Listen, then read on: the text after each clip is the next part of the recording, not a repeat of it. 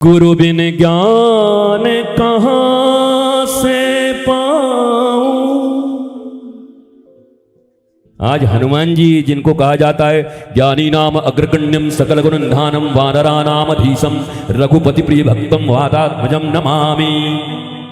जय हनुमान ज्ञान गुण सागर जय कपीश तिहुँ लोक उजागर रामदूत अतुलित बल धामा अंजनी पुत्र पवन सुत रामा महावीर विक्रम बजरंगी कुमत निवार सुमत के संगी कितनी किन मनोजवम मारुतुल्य वेगम जितेन्द्रियम बुद्धिमताम वरिष्ठम।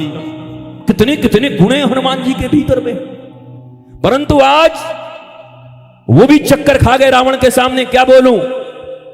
रावण ने कहा अच्छा तू नौकर है, मैं सोचा राजा आया है कहीं का। जानकी जी ने कहा हनुमान नाराज मत होना, ये साइकोलॉजिकल वार कर रहा है कि तू बोल दे कि नहीं नहीं नौकर नहीं, वैसे तो हम लोग बराबर ही हैं राम जी के, करीब करीब हमारा भी कोई कम नहीं है, करीब करीब राम जी के हम। ये मत बोल देना, तुम तो फट से बोल जाओगे। तुमको अगर कोई बोल दे तो फट से बोल जाओगे। रामायण में जैसे काकभुसुंडी अपने पूर्व जन्म में जब शिवजी प्रकट हो गए और शिवजी बुलाए आजा, मैं तो आ गया, तो गुरुदेव का लंघन करके एक लात मार के शिवजी का दर्शन करने चला गया। उसके बाद उसको क्या मिला होगा आप सबको पता ही होगा, क्योंकि रामायण तो बहुत पढ़े होगे तुम। गुरु का अपमान करके शिव का दर्शन करने चला गया। शिवजी ने कहा जिन गुरुदेव की कृपा से मैं प्रकट हुआ तो उनका अपमान करके मेरा दर्शन करने आ गया, तू तो किसी का नहीं। जा अभी बहुत सारी योनियां ले भटक, लेकिन गुरु कितने कृपालु होते हैं। गुरु ने उस समय भी कृपा की, भोलेनाथ से लड़ गए। देखिए गुरु चेले के बीच में आप मत आइए, हमारा अपमान किया है तो किया है, आप मत दीजिए। बोला नहीं हमने तो अब दे दिया। भोलेनाथ भी बोले अजब आदमी यार, तेरे बेइज्जती का बदला हमने लिया है और तू हमसे भिड़ रहा है। गुरुदेव ने कहा गुरु शिष्य का रिश्ता ही ऐसा होता है, मां बेटे का रिश्ता, पिता पुत्र का रिश्ता, गुरु शिष्य का रिश्ता। ये एक्सपेक्टेशन नहीं होते यहां कोई चाहत नहीं होती। ये बड़ा निर्मल और निश्चल रिश्ता है। इस रिश्ते की कदर करना जिसने सीख लिया, हमारे गुरुदेव कहा करते जिसने अपने जीवन में अपनी माता को प्रेम कर लिया ठीक से, माते के प्रति भक्ति जिसके जीवन में आ गई, अपनी मां के प्रति, उस बच्चे को कृतिवान और यशस्वी होने से कोई नहीं रोक सकता। वो इस दुनिया में सबसे यशस्वी होगा, चारों तरफ उठ के डंके बचेंगे जिसने अपनी मां का पूजा कर लिया, अपनी मां को देवी की तरह मान लिया। कितने बच्चे हैं जो मां को देवी की तरह मानते हैं? याद रखो मेरे बच्चों, इस दुनिया में माता और पिता से बड़ा कोई मित्र नहीं हो सकता। तुम्हारा क्लोजेस्ट फ्रेंड, फास्ट फ्रेंड अगर कोई है तो तुम्हारी मां, तुम्हारे पिता। बाकी जो भी मिलेंगे मौके की ताक में रहेंगे, लूटेंगे, छीनेंगे, बर्बाद करेंगे। एक यही माता और पिता हैं जो तुम्हारे अनंत अपराधों के बाद भी तुम्हारा मंगल करने से नहीं चूकेंगे। अतः मित्रता करनी हो तो मेरे भारत, मेरे बिहार और गया के वासियों, मेरे बेटे बेटियों, पहला मित्र अपनी माता और पिता को बना लेना कि यही मेरे सच्चे मित्र हैं, इनसे दिल की हर बात मैं कर सकता। ये पक्के मित्र हैं, इनको मित्र बनाओ। नहीं तो वो गाना शायद याद होगा, अच्छा सिला दिया तूने मेरे प्यार का, यार ने ही लूट लिया। ये सब ऐसे ही हैं। और हम तुमसे पूछे कि काय को ऐसा यार बनाए थे, दुखी होके घर में अच्छा सिला दिया तूने मेरे प्यार का। अभी तो चुनते समय क्यों नहीं सोचा था? माता पिता, श्रेष्ठ गुरु, ज्ञानी गुरु, इनके रहते हुए उचक्कों के साथ दोस्ती किया। आज लोग कहते हैं, ये बच्चे ये कहते हैं ये मेरा फास्ट फ्रेंड है, मेरे सही गलत दोनों में साथ रहता है। ये फ्रेंड है कि तुम्हारा दुश्मन है? जो तुम्हारे गलत में भी तुम्हारा साथ दे वो तुम्हारा मित्र कैसे हो सकता है? उससे बड़ा शत्रु कोई नहीं। और अगर वो मित्र होता तो फिर कृष्ण को, कर्ण को नहीं मरवाना था, क्योंकि कर्ण ने तो दुर्योधन से मित्रता निभाई थी। एक एक पग पर अपने मित्र के साथ खड़ा था, तो भगवान को कर्ण को मरवाने की क्या जरूरत पड़ी? मित्रता ये नहीं जो तुम्हारी गलतियों में तुम्हारा साथ दे, तुम्हारी गलतियों को छुपाए, तुम्हें गलती करने पर और उकसाए। सच्चा मित्र ऐसा कभी नहीं कर सकता, रोक देगा, छोड़ देगा। इसीलिए तो गुरु और शिष्य के बीच में प्रायः नाराजगी ही रहती है। हां, अगर दक्षिणा वाला मामला है तो अलग बात है, तुम भाड़ में जाओ, हमको लिफाफा देते रहो, हमको क्या मतलब है। लेकिन अगर सच्चा गुरु है, गुरुत्व उनके भीतर है और आपने गुरु रूप में वर्ण कर लिया, तो ये नाराजगी चलती रहती है। क्योंकि शिष्य के वर्तमान जीवन से कोई भी सदगुरु राजी नहीं होता। वो तुम्हें परफेक्ट बनाना चाहता है, वो तुम्हें किसी गड्ढे में गिरना नहीं देना चाहता। तो वो तुम्हें शत्रु जैसा लगता है, बार बार पर टोकते रहते हैं, बार बार मुझे रोकते रहते हैं। ऐसा गुरु हमको नहीं बनाना। तुमको कैसा मित्र बनाना है? जो तुम्हारे साथ शराब पिए, जो तुम्हारे साथ पता नहीं कैसे कुकृत्य करने में तुम्हारे साथ दे। जैसे दुर्योधन का साथ देता था कर्ण हर बात पर। किस लिए साथ देता था? अरे एक जगह 2 कौड़ी की इज्जत बचा दी, अंग देश का राजा बना दिया, तो तुम अधर्म के साथ खड़े हो जाओगे, उस दुर्योधन के साथ खड़े हो जाओगे जो अपने ही घर में अपने ही घर की बहू और बेटी को नंगा करने को राजी हो जाता है। उसके साथ मित्रता निभाओगे? द्रौपदी को नंगा करने को अपने छोटे भाई को कहता है, उससे तुम मित्रता निभाओगे? और परमात्मा तुम्हें छोड़ देगा और कृष्ण तुम्हें छोड़ देंगे। यदा यदा ही धर्मस्य ग्लानिर्भवति भारत, जो धर्म की स्थापना के लिए आए हैं वो तुम्हारे इन लौकिक धर्मों का आचरण का कोई मूल्य नहीं देते। अब रिश्तेदार हैं तो महाराज जी कुछ तो सेवा करना पड़ेगा ना। नहीं, अधर्म में साथ मत देना। अधर्म में साथ दिया धृतराष्ट्र ने अपने बेटे का, अधर्म में साथ दिया गांधारी ने अपने पति का। अरे पति अंधा था और पतिव्रता होने का अर्थ यह था कि तुम तो अपनी आंखें खोल के रखती, एक आंख पति का और एक आंख तुम्हारा, ये पतिव्रता होता। पति अंधा तो हम भी पट्टी बांध लिए। तो इतनी पतिव्रता थी तो एक बेटा क्यों नहीं बचा लेती पतिव्रता होने के नाते। आपके पास तो बहुत शक्ति होनी चाहिए। नहीं नहीं नहीं, तुम्हारा कोई उपासना, कोई भी क्रिया कर्म, कोई भी कर्म कांड, अगर उपासना की बात करते हो तो हिरण्यकश्यपु से बड़ा उपासना करने वाला कौन? जिसने इतनी बड़ी तपस्या की कि उसके शरीर में दीमक लग गए। तुमने कब ऐसी तपस्या की कि तुम्हारे शरीर में दीमक लग जाए? एक मक्खी बैठ जाए तो तपस्या छोड़ के उठ जाओगे, मच्छर काट जाए ध्यान टूट गया, एक मच्छर में ध्यान टूट गया। और हिरण्यकश्यपु दीमक लग गया उसके शरीर में, पर इतना जोरदार तपस्या करता रहा। मैं कहता हूं अगर तपस्या ही बड़ी है, उपासना ही बड़ी है, तो हिरण्यकश्यपु को मारने की क्या जरूरत पड़ी? वो तो तपस्वी था, उसने तो मंत्र जाप किए, उसने तो बुलाया। लेकिन नरसिंह भगवान आए और फाड़ दिया ऐसे करके, अंतड़ियां निकाल ली। क्यों? तुम्हारी उपासनाएं, तुम्हारी ये पूजाएं, अगर तुम धर्म के पक्ष में नहीं हो, और धर्म के मर्म को समझना बड़ा कठिन है, स्वयं शास्त्र पढ़ के कभी नहीं सीख सकते। तुम इतने काबिल होते तो बिना टीचर के 5वीं क्लास पास करके दिखा दो, तुमको 10 टीचर लगते हैं।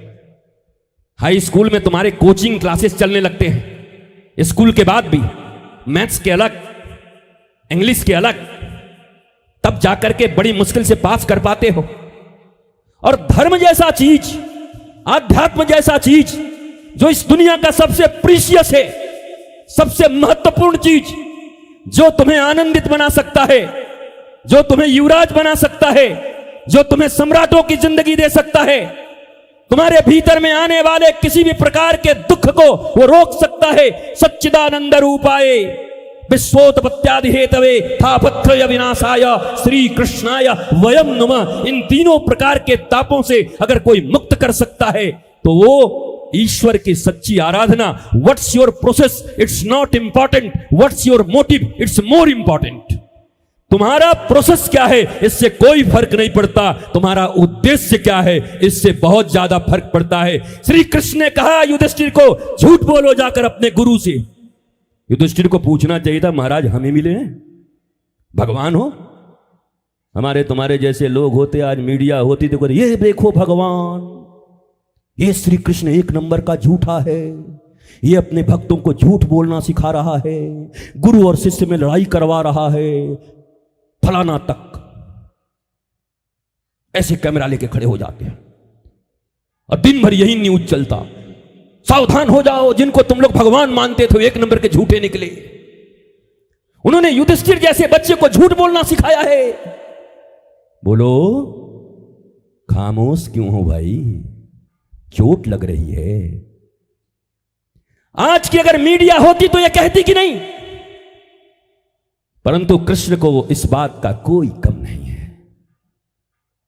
वो प्रोसेस क्या करेंगे कुछ पता नहीं।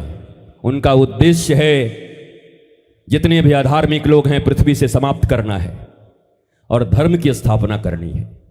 सच और झूठ का निर्धारण बातों से नहीं होता, बात न सच होती है न बात झूठ होता है। सच और झूठ का निर्धारण आध्यात्म और धर्म से होता है।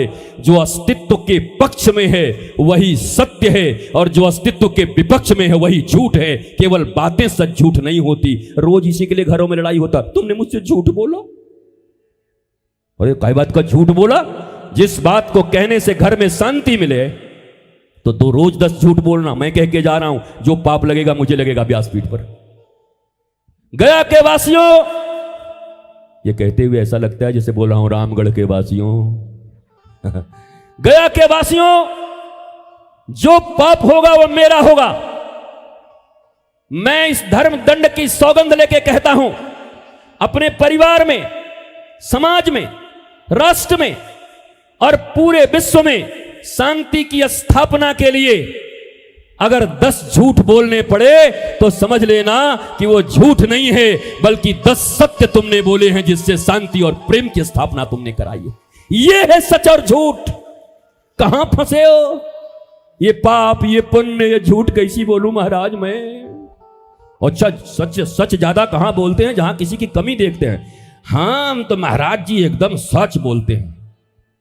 हम इतना सच बोलते हैं कि चाहे घर में युद्ध हो जाए लेकिन हम सच बोलने से पीछे नहीं हटेंगे। काय बात को युद्ध करा रही है माई? युद्ध नहीं, बुद्ध की धरती पर हो, शांति लाने का प्रयास करो, आनंद लाने का प्रयास करो। श्री कृष्ण से यही सीखो।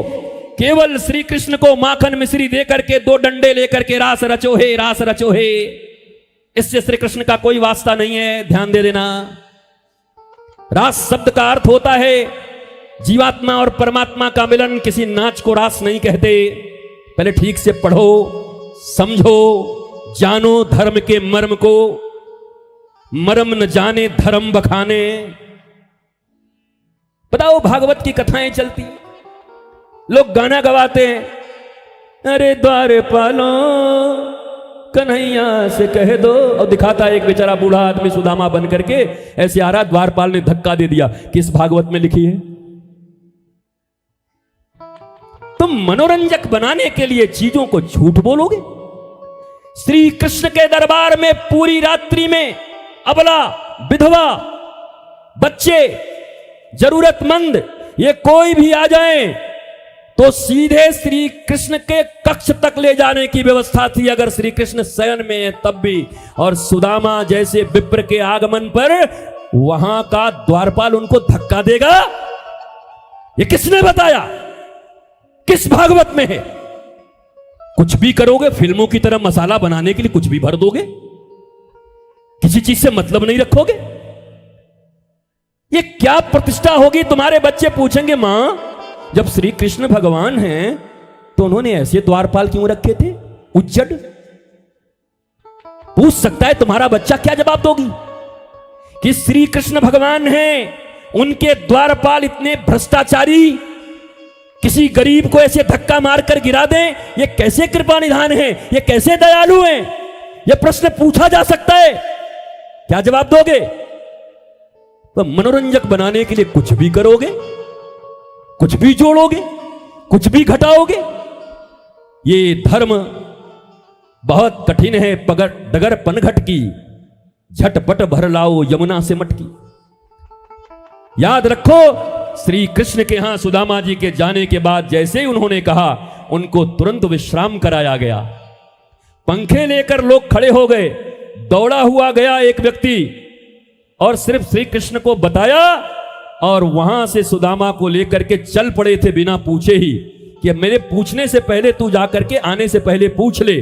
और तब श्री कृष्ण भागते हुए आए, बिना अपने पीतांबरी को फेंककर सुदामा को गले लगाया, और जिस पर्यंक पर रुक्मिणी और वो बैठते थे, ऐसे सफेद पर्यंक पर बिठा करके न गुलाब जल से धोया न इत्र से धोया। वो तो द्वारिकाधीश थे, उन्हें पास संपत्ति की कौन सी कमी थी, पर श्री कृष्ण बैठ गए नीचे, अपने मित्र को ऊपर बिठा दिया, गुरु भाई को, विप्र को, और अपने आंसुओं से अपने मित्र के पांव धो डाले। देख सुदामा की दीन दशा, करुणा करके करुणानिधि रोए। This is real Bhagavatam.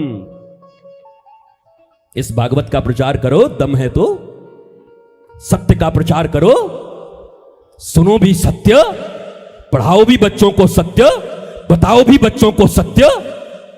नहीं तो बहुत प्रश्न खड़े हो जाएंगे तुम्हारे आइडियल पर, राम पर, कृष्ण पर, जानकी पर, राधा रानी पर।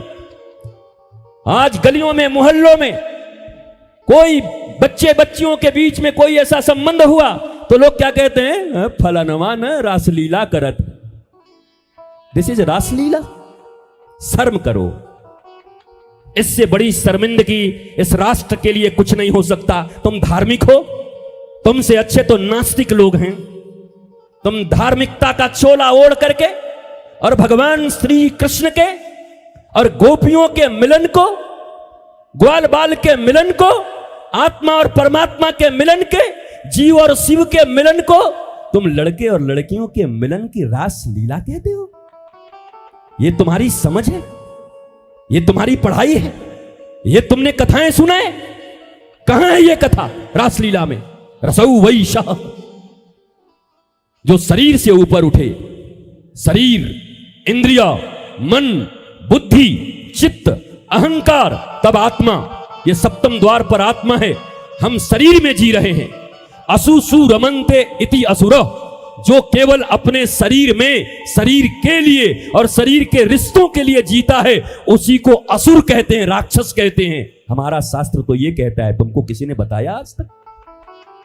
तुम किसको राक्षस कहते हैं? जो केवल अपने शरीर में रमा हुआ है। इस शरीर के लिए ही पाप किए जा रहा है। इस शरीर के लिए ही सब कुछ उसके कर्तव्य हैं। पापी पेट का सवाल है। भगवान श्री कृष्ण कह रहे हैं गीता में, अहम वैश्वानरो भूतो, मैं इस पेट में अग्नि बनकर के विराजमान हूं। ये कौन से लोग हैं जिन्होंने कहा ये पापी पेट का सवाल है? ये किस धर्म ग्रंथ में लिखा है? व्हाट्सएप यूनिवर्सिटी से लिख के आए हो कि फेसबुक यूनिवर्सिटी से पढ़ के आए हो? कहां से पढ़ के आए हो? चाचा, मौसा, मौसी, काका, काकी एक ग्रुप बना लिए हैं, स्वीट फैमिली। अब कुछ भी लिखे जा रहे हैं। गीता में श्री कृष्ण ने ऐसा कहा। आपने पढ़ा है गीता? याद है आपको गीता? धर्म क्षेत्र, कुरुक्षेत्र, कुछ भी लिख दोगे गीता के नाम पर, कुछ भी लिख दोगे रामायण के नाम पर, कुछ भी फॉरवर्ड कर दोगे। खुद भी नहीं पढ़ता, फॉरवर्ड कर देता है। अरे खुद पढ़ तो लो, किसी गुरुजी से पूछ तो लो कि गुरुजी एक ऐसा आया है, क्या ऐसा धर्म में है? बोलेंगे 2 कौड़ी का है, बहुत झूठा है, हटा दे इसको, डिलीट कर दे। पर फॉरवर्ड कर रहे हैं, अपने आप को धार्मिक बता रहे हैं। स्वीट फैमिली में गीता में ऐसा कहा है। कौन सी गीता में कहा है? सीता और गीता में, हेमा मालिनी के फिल्म में? बताओ। हेमा मालिनी तो हमारे यहां की सांसद है, मथुरा की। कौन से गीता में है बताओ? तो धर्म जानते नहीं, धर्म को कभी सुनने का प्रयत्न नहीं करते। कर्म कांडों में तुम्हारा बहुत मन लगता है, पर याद करो श्री कृष्ण को तुम बहुत मानते हो, पर गीता सुनने को राजी नहीं। ये तो ऐसी बात हो गई, मम्मा आई लव यू, पापा आई लव यू। अब मम्मी कहे बेटा एक गिलास पानी देना, मम्मी छोटी से मंगवा लो ना, आई लव यू।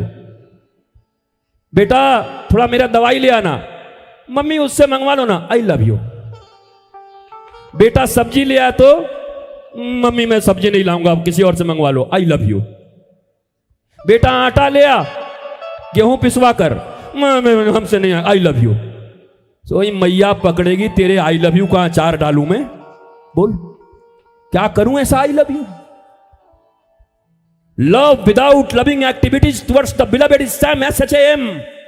वैसा प्रेम जिस प्रेम में प्रेम की क्रिया नहीं, वो प्रेम प्रेम नहीं, पाखंड मात्र है। अगर प्रेम करते हो तो प्रेम की क्रियाएं भी होनी चाहिए। अगर प्रेम है तो प्रेम का समर्पण भी होना चाहिए। I love you, I love you, I love you. सुबह आई लव यू, दिन में आई लीव यू और रात को आई किल यू। ये जिंदगी है व्हाट्सएप की, ये जिंदगी चल रही है। सुबह बोल आई लव यू, मुंह ऐसे चौड़ा हो गया। दिन में आई लीव यू और रात को तो इतना मामला बढ़ गया बोला आई किल यू। ये कई को लव है तुम्हारा, किस बात का लव है? ये दिल सूख गया, खत्म हो गया। व्हाट्सएप के लाल लाल दिल आ गए हैं। झूठा आदमी, फ्रॉड आदमी बैठ के सिनेमा देख रहा और भेजता है मैं तुम्हारे लिए रो रहा हूं दिल भेज के। बर्गर खा रहा हूं, सिनेमा देख रहा। इतना झूठ, इतना फरेब। कभी कभी मुझे वो अच्छा लगता है।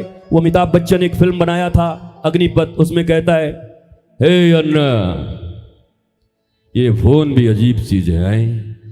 आदमी सोचता कुछ है, बोलता कुछ है और करता कुछ है। आए हे भाई, आदमी सोचता कुछ है, बोलता कुछ है, करता कुछ है, उसको इतना सीरियस लेके चल रहे हो फोन को? ये झूठे लोगों का कारोबार है। इस पर अपना जीवन मत निछावर करना। इसके ऊपर कभी बर्बाद मत होना, लौट नहीं पाओगे। सूटकेसों में तो लौटे कितनी बेटियां हमारी निकल गई और सूटकेस में लौट के आई कट पिट करके, लाश दुर्गंध देता हुआ। मेरी प्यारी बेटियों, अगर तुम्हारी मां तुम्हारी मित्र न हुई, रक्षक न हुई, पिता न हुए, तो किसी और पर भरोसा मत करना। उन्होंने तुम्हें जन्म दिया है, वो तुम्हारे एक एक सुख के लिए अपना सब कुछ लुटा सकते हैं। बाकी इस दुनिया में कोई नहीं। मैं खुद को भी नहीं कहता, क्योंकि पहले मातृदेवो भव, पितृदेवो भव, तब आचार्य देवो भव। गुरु का नंबर तीसरा है, तुम मानो उनको। यद्यपि किसी विशेष केस में क्या हुआ, भरत जी ने मां को नहीं माना। अच्छा, जो मां को न माने, मां का विरोध करे और भगवान उसको गले लगाएं, तो भगवान तो बड़े गड़बड़ है भाई। बताओ, घर में मां को नहीं मानता और इसको साथ दे रहे हैं, ये गड़बड़ कर रहे हैं। भरत ने मां को नहीं माना, परंतु राम ने गले लगाया। क्योंकि विशेष परिस्थिति यह है कि जब परम पिता का कोई विरोध करे, प्रहलाद ने अपने पिता का बात नहीं माना और प्रहलाद को बचाने के लिए भगवान आ गए। दुनिया का दुश्मन तो कोई और होता है, प्रहलाद का दुश्मन तो उसके पिता ही थे। पर प्रहलाद एकनिष्ठ रहा। जाके प्रियन राम वैदेही तजिए ताहि कोटि बैरीसम यद्यपि परम स्नेही। यहां तो बाप बड़ा ना भैया, सबसे बड़ा रुपैया, ताता थैया, ताता थैया। यही सिद्धांत है। पढ़ किस लिए रहे हो? अपने बच्चों को किस लिए पढ़ा रहे हो? संस्कारी बनाने के लिए। कल सुनाया था ना, प्रातः काल उठ के रघुनाथा, मातु पिता गुरु नाम ही माथा, गुरु नाम ही माथा। हाथ उठाइए, अब नीचे करिए। अब वो लोग उठाइए जिनके जितने भी बेटे बेटी हैं, रोज बिना नागा किए प्रतिदिन दंडवत होकर के माता को, पिता को, गुरु को और भगवान को प्रणाम करते। झूठ मत बोलना। इस 7 दिन तक यहां भागवत हुआ है, सारा पाप तुम्हारी पर बांटूंगा।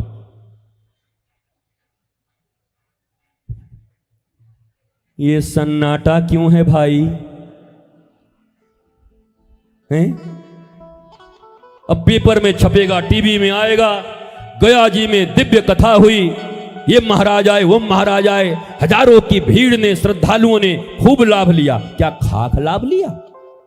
बेटा बेटी प्रणाम नहीं करते, रघुनाथ प्रणाम करते अपने पिता को, रघुनाथ प्रणाम करते अपनी मां को, रघुनाथ प्रणाम करते स्वयं भगवान होने के बाद भी अपने गुरु को। तुमने क्या सीखा रामचरितमानस की राम कथाओं से? क्या सीखा? यहां कौन सा नियम है? वहां था प्रातः काल उठ के रघुनाथा, मात पिता गुरु ना वही माथा। आजकल प्रातः काल उठ के अनाथा, मोबाइल में मार ही माथा। ये तो प्रातः काल उठ करके अनाथ मोबाइल में माथा मार रहा है। और बड़े बड़े लोग हैं, माता पिता सब। बोला ये कौन है? बोला फलाने सेठ जी हैं गया का। हाँ हाँ 100 कथा करवाए हैं बेटा। बोला मुंह नहीं देखना चाहता इनका। तुमको प्रणाम करना चाहिए ना तुम्हारे बच्चों को, तुमने कथा करवाया है, क्यों नहीं करते? तुम्हारे बच्चे अपने मोबाइलों में और जहां वो पढ़ने के लिए जाते हैं वो हीरो हीरोइन के फोटो लगा करके रखते हैं। उनके आइडियल वो हैं, रोल मॉडल हुए। मैं तुमसे पूछता हूं तुम कैसे फेल हो गए? जन्म तुमने दिया, पढ़ाया तुमने। इस भारतवर्ष में कम से कम प्रत्येक बेटे और बेटियों के अगर कोई रोल मॉडल और कोई रियल हीरो और हीरोइन होनी चाहिए तो उसकी मां और पिता होने चाहिए कि मेरे रियल रोल मॉडल मेरे माता और पिता हैं। क्यों नहीं तुम्हारी तस्वीरें लगाते? फेलियोर, क्यों फेल हो गए? उम्र तो 60 साल की हो गई, 70 साल की हो गई। अब कुछ ऐसे लोग हैं यहां, वो वृंदावन के बंदर बन गए हैं। हमारे वृंदावन में कैसे बंदर होते हैं जानते हो? वृंदावन का बंदर से कभी विश्वास मत करना। वृंदावन के बंदर के पास केला लेके जाओगे और तुम्हारी नजर जब उस पर पड़ेगी तो ऐसे करेगा बंदर, ला ला ला। मतलब तुम्हारा केला तुम समझो, हमको क्या मतलब। और जैसे ही तुम्हारा दूसरी तरफ ध्यान गया तुम्हारे केले को ऐसे देखेगा, ये केला अपना है। फिर तुम्हारा जैसे ही निगाह पड़े फिर वो करेगा, कल रात बढ़िया से सोया नहीं था। वो तुमको भ्रमित करेगा कि मैं देख ही नहीं रहा हूं। 3 बार 4 बार में जब तुम श्योर हो जाओगे कि वाह वाह वाह वाह कन्हैया के बंदर हैं, बड़े अच्छे हैं, बस बेटा गए तुम। अब 5वीं बार में जैसे ही केला लेके निश्चिंत होके गए, केला तो गया, चश्मा भी जाएगा, मोबाइल भी जाएगा, पर्स भी जाएगा, और जब तक फ्रूटी नहीं पिलाओगे तब तक मिलेगा नहीं फिर। तो जब मैं कोई ऐसी बातें करता हूं तो देखता हूं आगे पीछे जो बड़े बड़े लोग बैठे रहते हैं वो बंदरों की तरह व्यवहार कर, उधर देखते हैं। भैया सुन लो, लगे तो लगे ना, आओ सामने खड़े हो जाओ। काय बात के मां बाप हो? जब तुम्हारा जन्म दिया बच्चा तुम्हें प्रणाम नहीं करता, तुम्हारा जन्म दिया बच्चा तुम्हें रोल मॉडल नहीं मानता, तुम्हें हीरो नहीं मानता, नायक नहीं मानता। नायक नायिका किसको मानते? रोल मॉडल आलिया भट्ट को। वो आलिया भट्ट जिससे पत्रकारों ने पूछा भारत के प्रधानमंत्री का नाम बताओ तो बोली पृथ्वीराज चौहान। ये इनके रोल मॉडल। कमाल है। उसका जनरल नॉलेज देखो, इसी भारतवर्ष में रहती है। पत्रकारों ने पूछा तो बोला you know the prime minister of India Prithviraj Chauhan. पत्रकार बेहोश हो गया कि हे भगवान, इसको करोड़ों लोग फॉलो करते हैं। ये तुम्हारे बच्चों के रोल मॉडल हैं, जिन अमिताभ बच्चन की खुद अंतड़ियां एक घूंट वो ठंडे नहीं पी सकते, ये पेप्सी और ये क्या बोलते हैं सब, कोको कोला, पर 2 करोड़ रुपए मिले, 5 करोड़ मिले तो प्रचार जरूर कर देते। वो पी नहीं सकते, पिए तो गए। ये रोल मॉडल हैं तुम्हारे, ये तुम्हारे रोल मॉडल हैं। ये तुमने रोल मॉडल बनाए हैं। तुम्हारे रोल मॉडल कौन होने चाहिए? इसी समाज से एक ऐसा बच्चा, गरीब का बच्चा निकले। तुम्हारे रोल मॉडल और दशरथ मांझी क्यों नहीं होते, जिनकी पत्नी मर गई और मरने के बाद अकेला पूरे गांव वाले हंसे, पागल आदमी इतना बड़ा पहाड़ कैसे काटेगा, लेकिन अकेला ही पहाड़ काट करके बाकी गांव वालों को अस्पताल जाने का रास्ता बनवा दिया। वो हमारे रोल मॉडल होने चाहिए।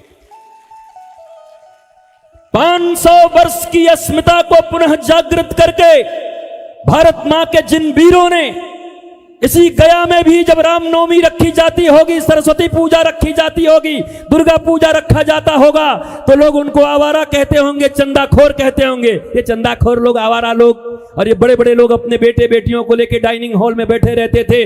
मैं सबसे पहले उनको प्रणाम करता हूं जिन लोगों ने भारतवर्ष में ये पूजा लगातार रखा, गालियां सुन के भी, क्योंकि उन्हीं के कारण आज राम और कृष्ण को पहचानने वाले लोग बचे हुए हैं। उनको प्रणाम करता हूं जिनको तुमने चंदाखोर कहा, ये डाइनिंग टेबल वाले लोगों ने नहीं बचाया, प्रतीकों को उन्होंने नहीं बचाया, उनको प्रणाम करो।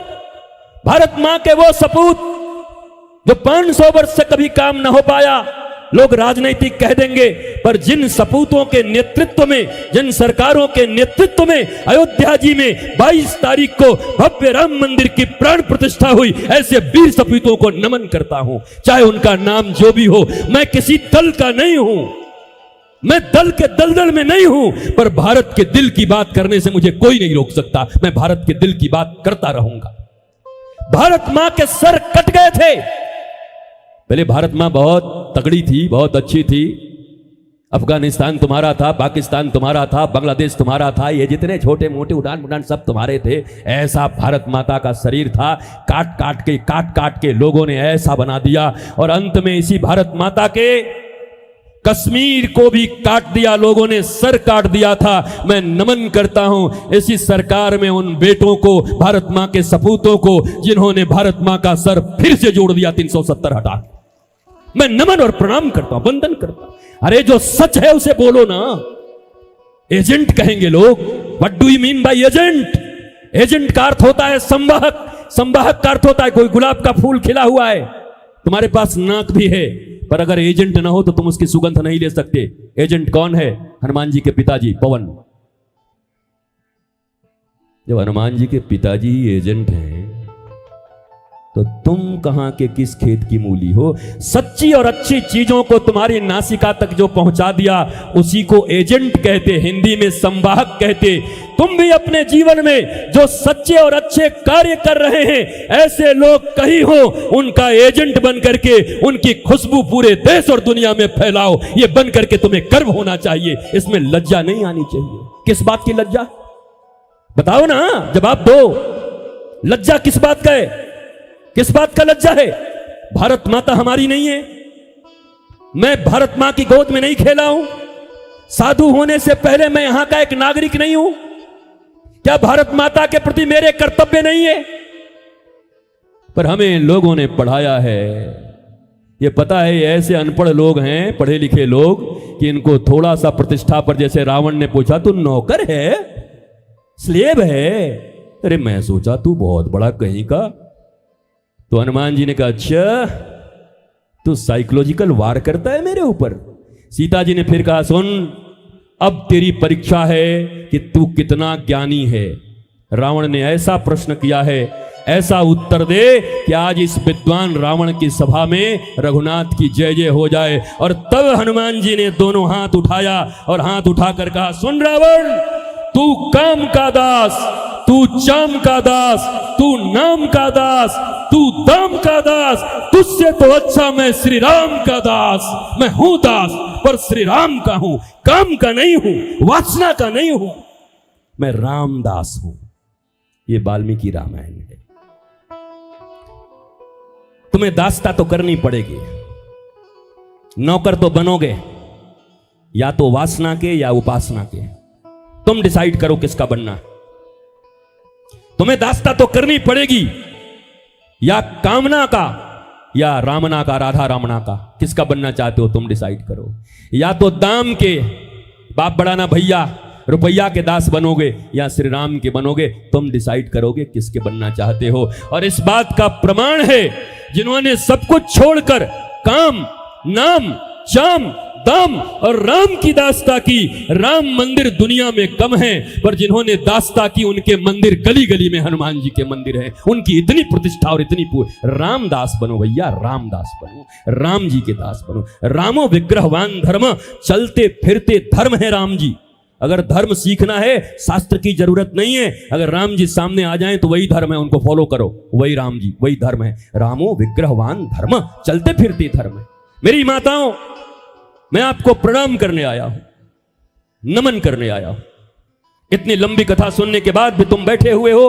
कल भी मैंने तुम्हारे प्रति श्रद्धा व्यक्त की, यद्यपि मेरे लिए भी बड़ा कठिन है किसी कथा के बाद आकर के बोलना, लगातार 5-5, 6-6 घंटे तक किसी को बिठाना, इट्स नॉट फेयर, यह अच्छी बात नहीं। प्रथम 1 घंटे, 2 घंटे, 2.5 घंटे तक पूरा मन एकाग्र करके लोग बैठते हैं, पर मेरे लिए बहुत जबरदस्त फील्डिंग है ये। पहले तुम 3 घंटे बैठ चुके हो और फिर तुमसे बातें करना। लेकिन अब ये आयोजकों ने कैसे सेट किया था मुझे पता नहीं, पर आगे से ऐसे मत करियो भैया, एक बार कथा हो जाए तो हो गया। फिर जब लाना हो तो खुद बोलना कि हाँ भैया तुम्हें अच्छा लगता है, इतने बजे गुरुदेव आ रहे हैं, आना होगा तो आ जाना। एक भौरा होता है, भौरा 12 किलोमीटर दूर से जब कमल के मकरंद की खुशबू फैलती है तो 12 किलोमीटर भनभनाता हुआ पैदल भौरा आकर के कमल के ऊपर बैठ जाता है। जिनको भगवान की कथा प्यारी होगी और जीवन की कथा प्यारी होगी वो भनभनाते हुए पांडाल में आके फिर बैठ जाएंगे। बस उनको समय दे देना, भैया कल आ जाओ, परसों आ जाओ, इतने बजे आ जाओ। जिनको जरूरत हो जरूर आएंगे, और जिसको जरूरत नहीं है वैसे लोगों को बोलने से भी क्या जरूरत है। जिसकी नीड ही नहीं है, जिसकी आकांक्षा ही नहीं है, जो केवल एक रूढ़ियों के कारण चलो सुन लेते हैं, महाराज आए हैं एक बात करें, सुनने से क्या फायदा है, क्या करोगे इससे? तुम्हारे भीतर प्यास होनी चाहिए, हाँ आज मैं बदलूंगा। और याद रखो तुम्हारे बेटे बेटियां, मैं जितने लोग यहां बैठे हो, मैं दावे के साथ कह सकता हूं तुम्हारे 15 और 20 साल और 25 सालों में जितना तुम ना उनको अपना बना पाए, आज हमारी बेटियां और बेटे यहां से उठेंगे, तुम देखना उनके भीतर परिवर्तन होगा, माता और पिता के भीतर उनके प्रति प्रेम बढ़ेगा, ये तुमको जरूर पक्का पता चलेगा। ये वो जगह है जहां 1 घंटे के भीतर भी सब कुछ परिवर्तित हो सकता है, पर महत्व समझना होगा। जिसको महत्व ज्यादा दोगे समाज में उसी का ज्यादा बोलबाला होगा। तुम पैसे के लिए केवल जीते हो, तुम्हारे बेटे बेटी देखते हैं जीवन भर पैसे के लिए मर गया, ये पैसा पैसा करते, वो भी पैसे के गुलाम पैदा हो जाते हैं। हाय हाय करते रहते हो जिसके कारण वो भी हाय हाय करते रहते हैं। सिखाओ, अगर दे सकते हो अपने बच्चों को तो बताओ कि इस दुनिया में ज्ञान से बड़ा कुछ नहीं है। याद रख, अगर ज्ञान होगा, नॉलेज होगा, प्रभु की भक्ति होगी, सब कुछ तुम पा सकते हो। और ये पक्की बात है, हनुमान जी भक्त हैं तो क्या आलसी हैं? बोलो। अरे हनुमान जी राम जी को मानते हैं, राम जी के दास हैं, राम जी की पूजा करते हैं, वो आलसी हैं, कर्म नहीं करते।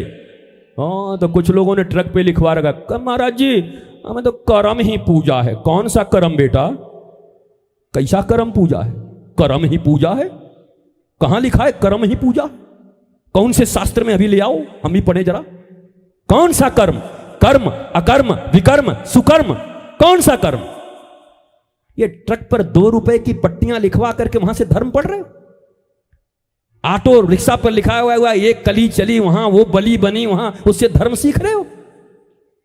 तुम्हारे घर में अभी माता पिता या दादाजी का किडनी खराब होगा तो जाओगे किसी रिक्शे वाले से ठीक करवाओगे, सब्जी वाले से ठीक करवाओगे, या इंजीनियर से ठीक करवाओगे, या आईएएस और आईपीएस से ठीक करवाओगे? किससे करवाओगे? जोर से बोलो। डॉक्टर, वैद्य, चिकित्सक से करवाओगे, जो जिस चीज में निष्णात है, जिसकी जिस चीज में विशिष्टता है, उस चीज को वही कह सकता है। पान के दुकान पर खड़ा होकर के धर्म की चर्चा कर रहे हो? चाय ले लिए हो 2.5 रुपया का और गए भागवत में तो हमारा पूरा 20 भागवत सुन चुके हैं और 12 रामायण करवा चुके हैं, मतलब बेटवा हमारा नालायक निकल गया है। इनके 20 भागवत और 12 रामायण इनके कहां गए पता नहीं। कहां बात कर रहे हो? You have to surrender on the lotus feet of your guru, your spiritual master, your loving master. उनके चरण कमलों में तुम्हें समर्पित होना होगा। विद्या 2 तरह की होती है, एक जीवन की विद्या, एक जीविका की विद्या। जब अपने बच्चों का एडमिशन कराने जाना किसी स्कूल में, भारतवर्ष में तो ऐसी शिक्षा पद्धति है ही नहीं कि तुम्हारे सनातन संस्कृति की कोई शिक्षा भी तुम्हें पढ़ा सके। कॉन्वेंट में पढ़ना तुम्हारी मजबूरी है, विदेशियों की गुलामी की शिक्षा पढ़नी तुम्हारी मजबूरी है। तुम मजबूर हो। जी फॉर जेंटलमैन, टोपी, कोट, पैंट, जूते, टाई, ये लगा करके खड़ा है जेंटलमैन। अब उस आदमी का जो बचपन से बच्चा वही देखा है, जो कोट पहनता है, जो टाई पहनता है, जो हैट पहनता है, वो जेंटलमैन है। उनके दादाजी धोती और कुर्ता पहन करके खेती करते हैं, उनको वो कभी मानता ही नहीं जेंटलमैन, ये तो गंवा रहे हैं। ये गंवार हैं, जेंटलमैन वो है। टाई का इजाद क्यों हुआ था पता है? इन्वेंशन, टाई क्यों बना था? साइबेरियन कंट्री में नाक ज्यादा बहते थे, कितने रुमाल करेंगे, इसलिए उसको बांध करके उसी से पोछा करते थे, उसीलिए टाई बनी थी। यहां टाई पहन के जेंटलमैन बन रहे, यहां कौन सा तुम्हारा नाक बह रहा है? देसी मुर्गी बिलायती बोल भारतीयों, कब सीखोगे? ये किन लोगों ने बताया कि टाई लगाने से जेंटलमैन होते हैं? बताओ। नक पुछवा को तुम लोगों ने जेंटलमैन बना दिया, और दो चार जो पहन के आए होंगे घुसा लिए होंगे ऐसे करके, बहुत खतरनाक महात्मा ये तो। बताओ, हमारे जैसे बोल रहा है। हमारी अपनी पद्धति, भारत की भौगोलिक स्थिति जो पहनने को तुम्हें राजी करता है वो पहनो। मॉडर्न का अर्थ ये नहीं है कि उनके कपड़े ले आए, उनके लटके झटके ले आए। मॉडर्न होने का अर्थ है चारों तरफ झूठ, कपट, बेईमानी, अभाव हो, लेकिन उसके बाद भी हमारा जीवन भगवान के प्रभाव में हो और हम आनंदित हों। इसको मॉडर्न कहते हैं। ये लट्टे झट्टे पहनने से मॉडर्न नहीं बनते, इनको लुच्चे बोलते हैं। लुच्चे, LUCHE, CHCHE, CHH बोल दूंगा तो लुच्छे हो जाएगा। लुच्छे, LUCHE, लुच्छे। दे ऑल आर लुच्छे। ये मॉडर्न नहीं है, मॉडर्निटी नहीं है ये बेटियों। मॉडर्निटी उसको कहते हैं जब आप अपनी जान की माता की तरह उस गरिमा में रहो, आप किशोरी जी की तरह रहो, आपको देखकर मातृत्व का भाव उत्पन्न हो लोगों के भीतर। इसमें आपकी गरिमा है, ये आपके ट्रेडिशन है, ये आपका भारत है। इस भारत में हम जीते हैं, इस भारत में हम रहते हैं। अपने इस ट्रेडिशन का प्रचार करो। ये केवल घर द्वार बना देने से अपने बच्चे के तुम माता पिता नहीं बन सकते। मैं तुम्हें बार बार कह रहा हूं, तुम जैसे दुखी होकर जा रहे हो इस संसार से कम जिनको हृदय का टुकड़ा कहते हो, कलेजे का टुकड़ा कहते हो, उनको बता तो सको कि तुम क्यों दुखी रहे पूरी जिंदगी। अपने जैसे ही क्यों बना रहे हो? दुश्मन हो या मां बाप हो? अगर मां बाप हो तो बताओ कि मैं इन रिश्तेदारों के चक्कर में बेटी कभी अच्छे से रह नहीं पाई।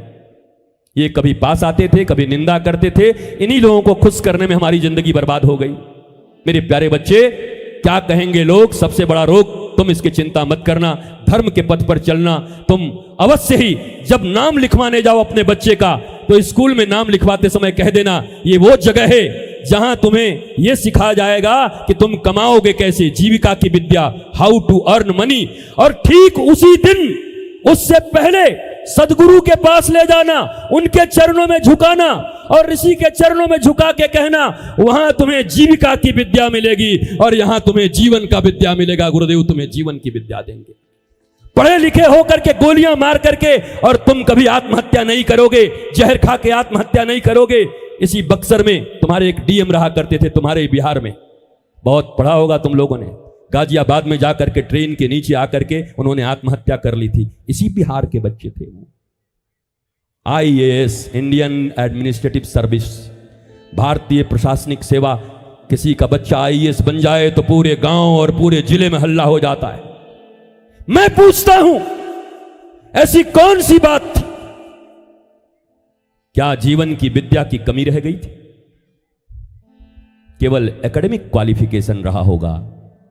नहीं तो भगवान राम को कल युवराज बनना है और रात में ही वनवास हो जाता है, उसके बाद भी वो आत्महत्या तो नहीं करते। 14 बरस तक वनवास जाते। कहां राजा और कहां वनवासी, सब छूट गए घर द्वार। भगवान श्री कृष्ण का जन्म ही जेल में हो रहा है, भागे भागे फिर रहे हैं।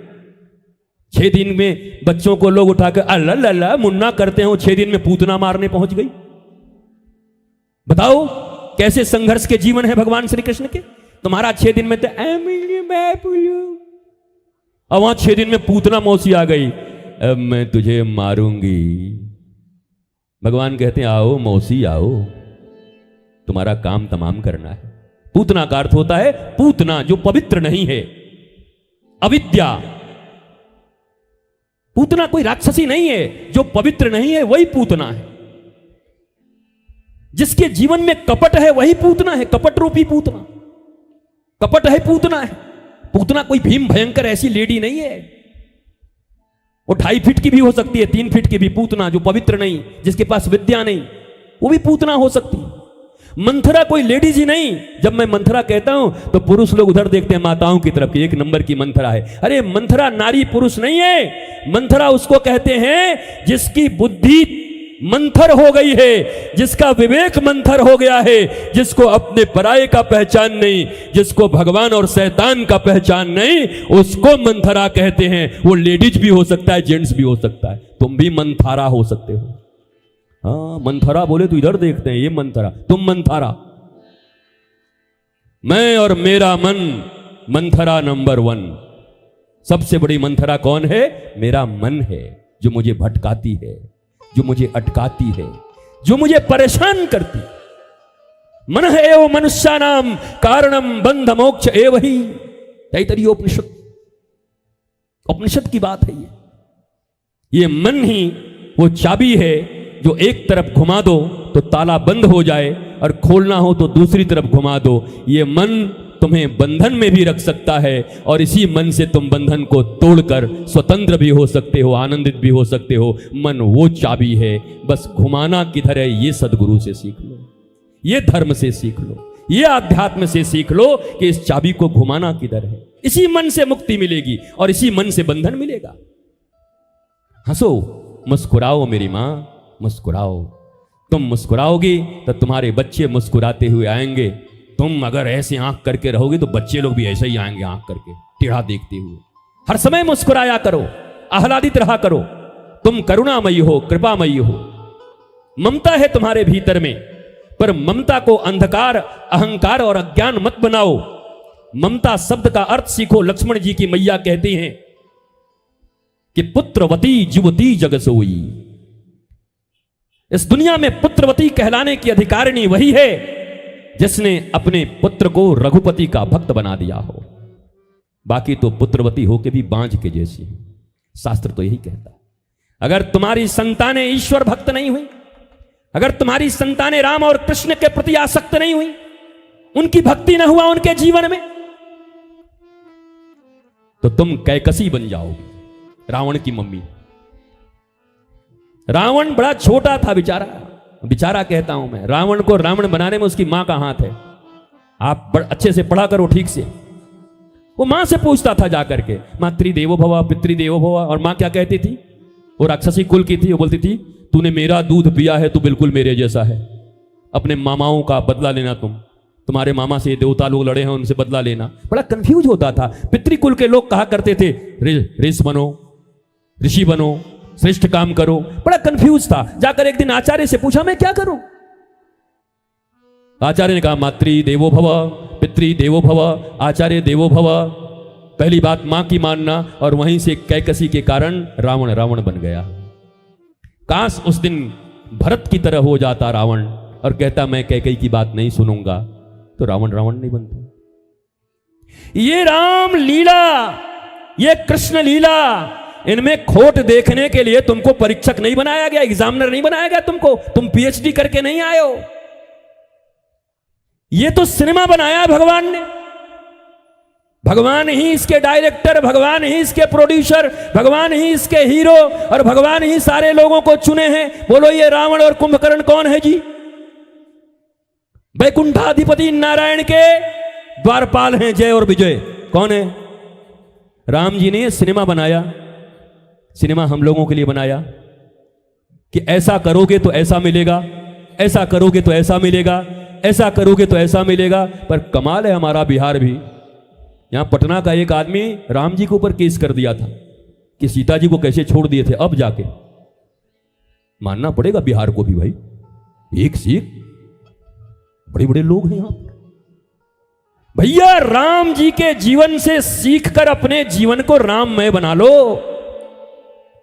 पत्नी क्यों छोड़ा, आग में क्यों रखा, वो वहां क्यों गई, इसके लिए तुम क्या मालिक हो उनके? भगवान राम के लीला से सीखो, और केवल एक कई बात सीख लो तो जिंदगी हराम होने से बच जाएगा।